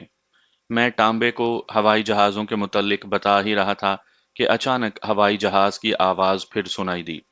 میں نے ٹامبے اور ان لوگوں سے کہا کہ وہ درختوں کے نیچے ہو جائیں۔ ایک ہوائی جہاز ہمارے قریب سے پہاڑی کے اوپر سے نمودار ہوا اور اس نے ہمارے سروں پر چکر کاٹا۔ اس کی بلندی کم ہوتی جا رہی تھی۔ وہاں سے وہ غوطے میں چلا گیا۔ اس کے پائلٹ کو معلوم تھا کہ نیچے پسماندہ قبائل رہتے ہیں جن کے پاس ہوائی جہاز کو گرانے کے لیے کوئی گن نہیں، اس لیے وہ بے دھڑک ہو کر بہت ہی نیچی پرواز کر رہا تھا۔ یہ ہوائی جہاز دور جا کر اوپر اٹھا تو مجھے پھر نظر آیا۔ وہاں سے گھوم کر ہماری پہاڑی کی طرف آیا۔ اب اس کی بلندی خاصی کم تھی۔ میں دوڑ کر اپنے جھونپڑے میں گیا، رائفل کی میگزین میں بڑی تیزی سے 5 راؤنڈ ڈالے اور بولٹ چڑھا کر باہر نکل آیا۔ ہوائی جہاز ہمارے سروں کے اوپر آ گیا تھا۔ وہاں سے وہ اس طرح نیچے کو گھوما جیسے ہوا میں معلق ہو گیا ہو۔ میں نے نشانہ باندھا اور اس پر ایک گولی فائر کر دی۔ جہاز غوطے میں تو چلا گیا لیکن فوراً گھوم کر اوپر آیا۔ مجھے صاف نظر آ رہا تھا کہ پیچھے بیٹھا آدمی مشین گن کو نیچے کی طرف کر رہا تھا۔ میں نے ایک گولی اور فائر کر دی۔ اس کے ساتھ ہی اوپر سے مشین گن فائر ہوئی۔ میں دوڑ کر قریبی درخت کے تنے کے پیچھے ہو گیا۔ اس طرح میں مشین گن کی گولیوں سے بچ نہیں سکتا تھا۔ میری بچت اس لیے ہو گئی کہ مشین گن کی گولیاں مجھ سے کچھ دور لگیں۔ میری رائفل اور مشین گن کے دھماکوں سے نور جاگ اٹھی اور وہ دوڑتی ہوئی باہر آئی۔ اس کے چہرے پر گھبراہٹ تھی اور اس کے جسم پر اب پھول کی ایک پتی بھی نہیں تھی۔ اس نے سخت ڈرے ہوئے لہجے میں پوچھا کہ یہ کیا ہوا ہے؟ میں نے چلا کر اسے کہا کہ نور تم فوراً اندر چلی جاؤ، لیکن وہ اتنی نڈر لڑکی تھی کہ اندر جانے کے بجائے میرے پاس آن کھڑی ہوئی۔ ادھر سے ہوائی جہاز پھر ہم پر غوطے میں آ رہا تھا۔ میں نے نور کو اپنے پیچھے کر لیا۔ مجھے معلوم تھا کہ ہوائی جہاز کی مشین گن سامنے کی طرف فائر نہیں کی جا سکتی۔ گن چلانے والا دائیں بائیں اور پیچھے فائر کر سکتا تھا۔ ہوائی جہاز ہمارے اوپر غوطے میں آ رہا تھا۔ مجھے معلوم تھا کہ قریب آ کر یہ گھومے گا اور اس کی مشین گن فائر ہوگی۔ میں نے اس کے گھومنے سے پہلے ہی اس پر ایک گولی فائر کی، بڑی تیزی سے بولٹ کھینچ کر دوبارہ آگے کیا اور ایک گولی اور فائر کر دی۔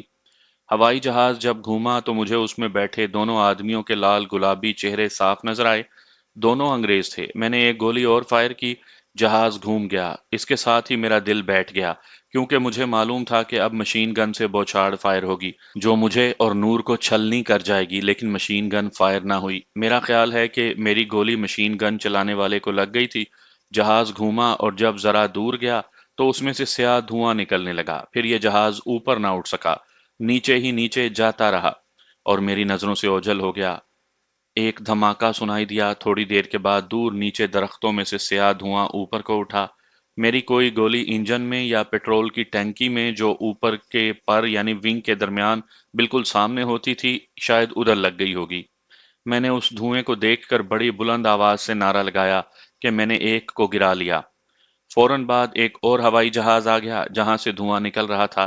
وہاں اوپر اس نے 2-3 چکر کاٹے اور جدھر سے وہ آیا تھا ادھر ہی چلا گیا۔ نور میرے ساتھ لپٹ گئی۔ اس نے فخر اور حیرت سے کہا، خانو، تم نے ہوائی جہاز کو گرا لیا ہے۔ بوڑھا ٹامبے اور وہ تمام جنگلی جو وہاں موجود تھے دوڑتے ہوئے میرے سامنے آ کھڑے ہوئے اور دو زانو ہو کر انہوں نے ماتھے زمین سے لگا دیے۔ وہ مجھے دیوتا سمجھ رہے تھے۔ میں نے ان کے خیال کے مطابق آسمان سے آئی ہوئی مخلوق کو گرا لیا تھا، لیکن مجھ پر ایک تو ہی جانی کیفیت طاری تھی اور اس کے ساتھ ہی ایک خوف میرے دل پر بیٹھ گیا۔ یہ ایسی ذہنی کیفیت تھی کہ مجھے محسوس تک نہ ہوا کہ نور عریاں حالت میں میرے ساتھ لپٹی ہوئی ہے اور میری بلائیں لے رہی ہے۔ مجھے اپنی غلطی کا احساس ہونے لگا تھا۔ انگریزوں کا ایک ہوائی جہاز گرا کر میں نے انگریزوں کی بادشاہی کو چیلنج کر دیا تھا۔ انگریز ایسا گیا گزرا نہیں تھا کہ وہ ڈر کر کوئی جوابی کارروائی نہ کرتا۔ میری غلطی کے نتائج مجھے نظر آنے لگے۔ میں نے ٹامبے کو سجدے سے اٹھایا اور اسے کہا کہ اندر چلو۔ نور سے کہا کہ وہ اس حالت میں میرے سامنے نہ آئے، کیونکہ میں اسے دیوی نہیں سمجھتا۔ ان لوگوں کی اریانی ان کا لباس تھا، میرے ذہن میں اریانی کا مطلب کچھ اور تھا۔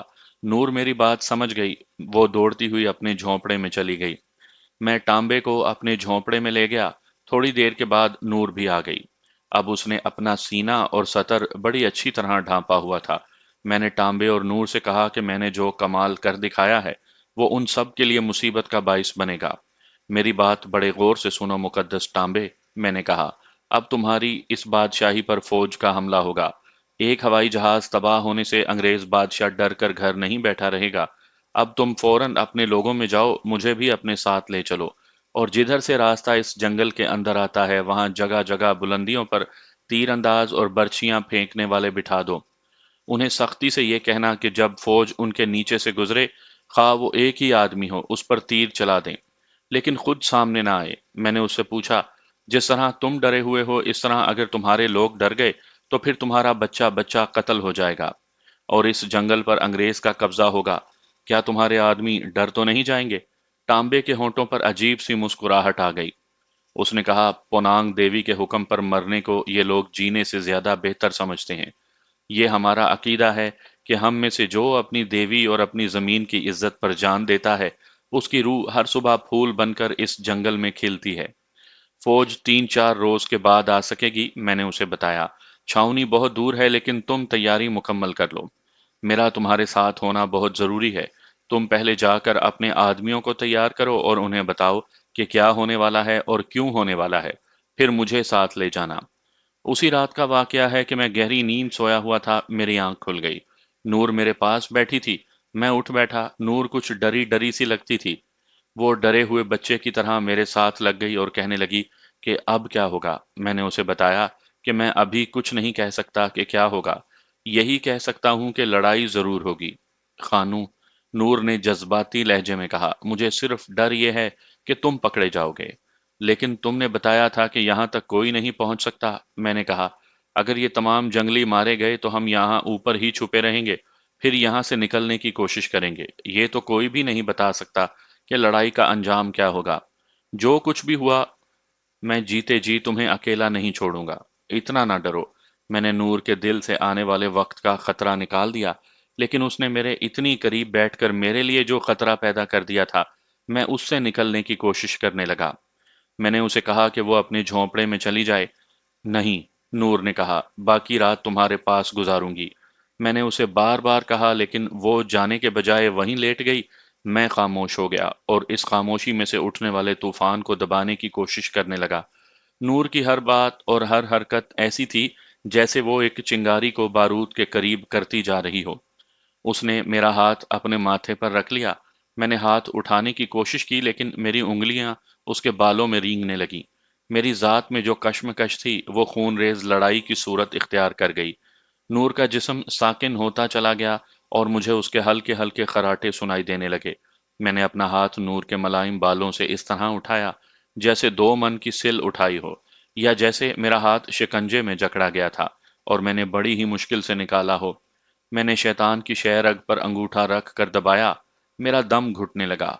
मैं उठने लगा तो ऐसे लगा जैसे कोई मुझे उठने नहीं दे रहा। मैं पूरी ताकत सर्फ करके उठ खड़ा हुआ और बाहर निकल गया। रात के दोनों पहरेदार, जिनके हाथों में बर्छियां, कंधों के साथ कमाने और पीठ पर तरकशें थीं, दौड़े आए। वो मुझसे कुछ पूछ रहे थे जो मेरे पल्ले नहीं पड़ रहा था। उनके हाथों के इशारों से मैं समझा कि वो पूछ रहे हैं कि मैं क्यों बाहर निकला हूँ, खैरियत तो है। मैंने इशारों से उन्हें बताया कि सब खैरियत है, लेकिन मैंने दिल ही दिल में उनका शुक्रिया अदा किया कि उन्होंने मुझे एक ऐसी कश्मकश से निकाल लिया है जो मेरी रूह के लिए अजियतनाक थी।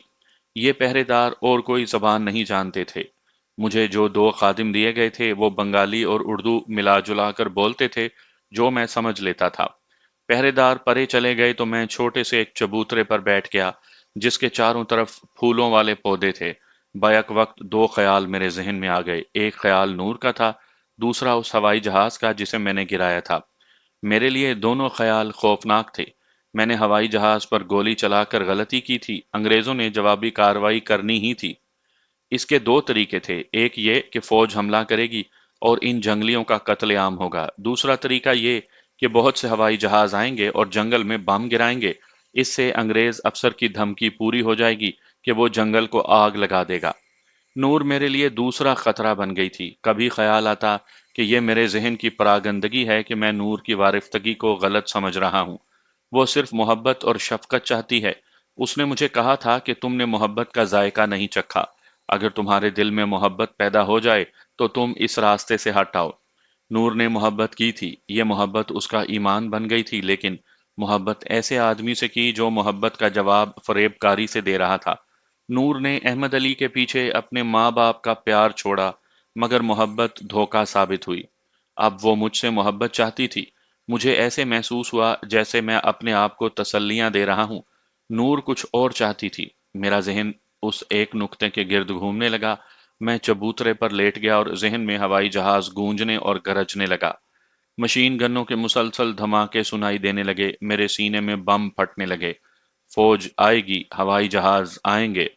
मेरा दिल घबराने लगा। नूर का ख्याल आया तो घबराहट में इज़्तिराब शामिल हो गया। रात अभी बाकी थी। नूर मेरे झोंपड़े में सोई हुई थी। मैं चबूतरे से उठा और आहिस्ता आहिस्ता चलता अपने झोंपड़े के दरवाजे में जा खड़ा हुआ। मैं जब झोंपड़े के दरवाजे में पहुंचा तो वहीं रुक गया। ऐसे लगा जैसे मेरी अपनी जात से किसी कुवत ने उठकर मुझे अंदर जाने से रोक दिया हो। झोंपड़े के खुले हुए एक दरीचे से सफेद और शफाफ चांदनी नूर के सोए हुए जिस्म पर पड़ रही थी। उसका उरियां जिस्म मुझे यूं नजर आया जैसे चांदनी की किरणों ने झोंपड़े से फर्श पर जाकर एक बड़ी ही हसीनो जमील लड़की के तसव्वुराती पैकर की शक्ल इख्तियार कर ली हो। नूर मुझे गोश्त पोस्ट की औरत लगती ही नहीं थी। उसके बिखरे हुए बाल उसके सीने पर आ गए थे। सीना जची तुली ताल पर उभर और बैठ रहा था। मैं एक तनोमंद मर्द था, आवारा और इखलाक से गिरा हुआ मर्द। लेकिन मैं आज भी, जब मेरी अकल पुख्ता हो गई है, ये नहीं बता सकता कि वो कैसी कैफियत थी जो मुझ पर तारी हो गई थी। कभी मुझे यूं लगता कि ये एक जवान लड़की है और इसे मुझ जैसे मर्द की जरूरत है।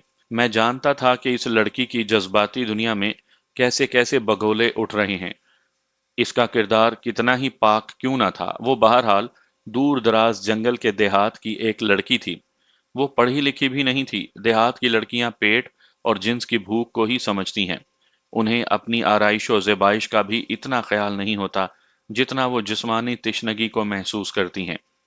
ख्याल जब देहाती लड़कियों की तरफ गया तो मुझे साफ तौर पर नजर आया कि नूर के जिस्म पर पूरा लिबास है और उसकी शक्लो सूरत बिल्कुल बदल गई है। ये शायद मेरे ख्यालों की ताकत थी या क्या था कि मैंने नूर में ये जो तब्दीली देखी, ये 100% हकीकी लगती थी। मैंने जब नूर के इस बदले हुए चेहरे पर नजर डाली तो मेरा रुआं रुआं कांप उठा। ये सूरत मेरी बीवी की थी। میں نے آپ کو شاید بتایا نہیں کہ میری بیوی اگر نور سے زیادہ خوبصورت نہیں تھی تو اس کی جتنی خوبصورت تو ضرور تھی۔ میرے جسم کے اندر بھونچال آنے لگا، جھونپڑے کی بھی شکل و صورت بدل گئی۔ یہ میرے گاؤں کا ایک مکان بن گیا۔ مجھے صاف محسوس ہونے لگا کہ یہ میری بیوی ہے جو کسی غیر مرد کے گھر میں سوئی ہوئی ہے۔ مجھے اپنی بیوی کبھی اس طرح یاد نہیں آئی تھی۔ اپنا بچہ بھی کبھی یاد نہیں آیا تھا۔ یہ شاید خدا کا کرشمہ تھا کہ اس نے ایک ننگی لڑکی کی جگہ میری بیوی کو لٹا دیا کہ مجھ میں غیرت بیدار ہو جائے۔ وہ میری کچی عمر تھی، میں سمجھتا تھا کہ جوانی اور طاقت ہے تو سب کچھ ہے، لیکن خدا نے مجھے بتا دیا کہ اس کی ذات بھی ہر جگہ موجود ہے۔ اب جب کہ زندگی کے تجربے نے مجھے کتابیں پڑھے بغیر عالم بنا دیا ہے، میں آپ کو خیالات کا ایک کرشمہ بتاتا ہوں۔ آپ ذہن کی گہرائیوں میں سے کوئی خیال یا تصور نکالیں اور دنیا کو بھول کر اسی تصور میں مگن ہو جائیں تو یہ آپ کو بالکل حقیقی نظر آئے گا۔ لیکن میں تصور میں بیوی کو لایا ہی نہیں تھا۔ پھر میری بیوی کہاں سے آ گئی؟ شاید میرے ذہن کی گہرائیوں میں میری بیوی چھپی بیٹھی تھی جو چوری چھپے ابھر کر سامنے آ گئی تھی۔ خون کے رشتے اور اللہ کے نام پر جوڑے ہوئے رشتے ٹوٹ نہیں سکتے۔ ان سے بھاگو گے تو کہیں نہ کہیں یہ تمہارے راستے میں آ کر تمہیں روک لیں گے۔ میرا دھیان اپنی بیوی اور بچے میں ایسا الجھا کہ میں الجھتا ہی چلا گیا۔ مجھے ایک آواز سنائی دی جو شاید میری اپنی ہی ہوگی، لیکن ایسے لگا جیسے میرے قریب کھڑے کسی آدمی نے کہا ہو، خانو، تم بے غیرت ہو۔ اس آواز کے ساتھ ہی مجھے اپنا بچہ یاد آیا، اور اس کے ساتھ ہی یہ خیال آیا کہ رات کے اس وقت میری بیوی میرے بچے کو گھر میں اکیلا چھوڑ کر جانے کس کی بیٹھک یا چوبارے میں پہنچی ہوئی ہے۔ مجھے رائفل کا خیال آیا، یہ اسی جھونپڑے کے کونے میں پڑی ہوئی تھی۔ میرے ذہن میں یہ تصور حقیقی شکل اختیار کر گیا تھا کہ یہ میری بیوی ہے اور میں نے اسے کسی کے گھر میں پکڑ لیا ہے۔ میں اپنی رائفل کی طرف بڑھا کہ اسے یہیں گولی مار دوں۔ میں نے 2 قدم ہی اٹھائے تھے کہ مجھے آواز سنائی دی، خانو، کیا کر رہے ہو؟ میرے قدم رک گئے۔ میں نے دیکھا وہاں اب میری بیوی نہیں تھی۔ نور اٹھ بیٹھی تھی اور اس کے جسم پر کوئی کپڑا نہیں تھا۔ وہ اٹھ کھڑی ہوئی اور آہستہ آہستہ چلتی میرے سامنے آ رکی۔ میرا جسم کانپنے لگا۔ کیا کر رہے ہو؟ نور نے اپنا بازو میرے بازو میں الجھا کر پوچھا۔ تم سوئے نہیں؟ نہیں، میں نے ایسے لہجے میں کہا کہ اس میں شاید غیرت مندی کا غصہ بھی تھا اور میری آواز کچھ کانپ رہی تھی۔ آؤ، نور نے میرا بازو کھینچتے ہوئے کہا۔ میرے پاس بیٹھو۔ میں نے اسے باہر کی طرف کھینچتے ہوئے کہا کہ چلو باہر بیٹھتے ہیں۔ ہم دونوں باہر چبوترے پر جا بیٹھے۔ نور نے بازو پھیلا کر انگڑائی لی جیسے مجھے اپنے بازوؤں میں سمیٹ لے گی۔ اس نے سر میرے کندھے پر پھینک دیا، لیکن میں نے اس کا سر پرے کر دیا۔ میں سرک کر ذرا الگ ہو گیا۔ نور تڑپ کر پرے ہٹی۔ چاندنی میں مجھے صاف نظر آیا کہ اب اس کے چہرے پر ملکہ کا جلال اور روب ہے۔ خانو، نور نے ایسی آواز میں کہا جس میں غصے کی ہلکی سی جھلک بھی تھی، تم مجھ سے کیوں بھاگ رہے ہو؟ میں جانتی ہوں تمہارا اخلاق اور کردار کیا ہے۔ کیا تم مجھ سے نفرت کرتے ہو؟ کیا میں تمہیں اچھی نہیں لگتی، یا کیا تم مجھے اپنے دوست احمد علی کی امانت سمجھتے ہو؟ تم مجھے ایک عورت کیوں نہیں سمجھتے؟ میں سٹ پٹا اٹھا۔ مجھ میں اتنی عقل نہیں تھی کہ میں اسے بتا سکتا کہ اب میرا کردار کیا ہے اور میں کیا محسوس کرتا ہوں، اور میں اسے ایک عورت کیوں نہیں سمجھتا۔ میں نے ہاری ہوئی اور دکھی ہوئی سی آواز میں اسے کہا کہ نور، میں بتا نہیں سکتا کہ میں کیا محسوس کر رہا ہوں۔ میں اتنا جانتا ہوں کہ میں تمہیں ایک انتہائی خوبصورت عورت سمجھے ہوئے بھی عورت نہیں سمجھتا۔ تم ہی کچھ بتاؤ۔ اس نے بڑی لمبی آہ بھری اور بولی، میں کچھ نہیں جانتی۔ کبھی لگتا ہے کہ میرے جسم کو تمہارے جسم کی ضرورت ہے، اور کبھی لگتا ہے کہ میری روح پیاسی ہے اور اس کی پیاس تم بجھا سکتے ہو۔ میں تنہا ہوں خانو۔ کبھی ایسے محسوس ہوتا ہے جیسے ان لوگوں نے مجھ پر اپنا جو کالا جادو چلا لیا تھا، اس جادو نے میرے جذبات کو ایک بوتل میں بند کر دیا ہے، جس طرح سنا کرتے تھے کہ کسی نے ایک جن کو بوتل میں بند کر دیا تھا۔ یہ جن آزاد ہونے کو تڑپ رہا ہے۔ خانو، مجھے اپنے وجود میں داخل کر لو یا میری ذات میں سما جاؤ۔ مجھے اپنے گردا گرد قدموں کی سرسراہٹ سی سنائی دی۔ میں نے بدک کر ادھر ادھر دیکھا۔ نور نے کہا، یہ میرے محافظ ہیں، جب میں باہر ہوتی ہوں تو یہ میری حفاظت کے لیے ارد گرد کھڑے ہو جاتے ہیں۔ یہ سن کر مجھے اطمینان ہوا کہ اب نور کا جسم جو جذبات کی گرمی سے تپ رہا تھا میرے قریب نہیں آ سکے گا۔ مجھے 2 محافظ 20-25 گز دور درختوں کے ساتھ لگے کھڑے نظر آ رہے تھے۔ میں نے اس ہوائی جہاز کی بات شروع کر دی جسے میں نے گرایا تھا۔ میں نے نور سے کہا کہ اب کسی بھی وقت فوج کا حملہ ہوگا، صبح ہوتے ہی نیچے چلے جانا چاہیے، تاکہ میں ہر طرف گھات لگانے کا بندوبست کر سکوں۔ نور، میں نے اسے اونگتے ہوئے دیکھ کر کہا، رات گزر گئی ہے، تم اپنے جھونپڑے میں چلی جاؤ۔ اس نے انگڑائی لی اور اٹھی۔ میں تیزی سے اٹھا اور اپنے جھونپڑے میں چلا گیا۔ میں فرش پر گرنے کے انداز سے لیٹ گیا۔ کچھ دیر خیالوں اور تصوروں نے مجھے پریشان کیا، پھر میری آنکھ لگ گئی۔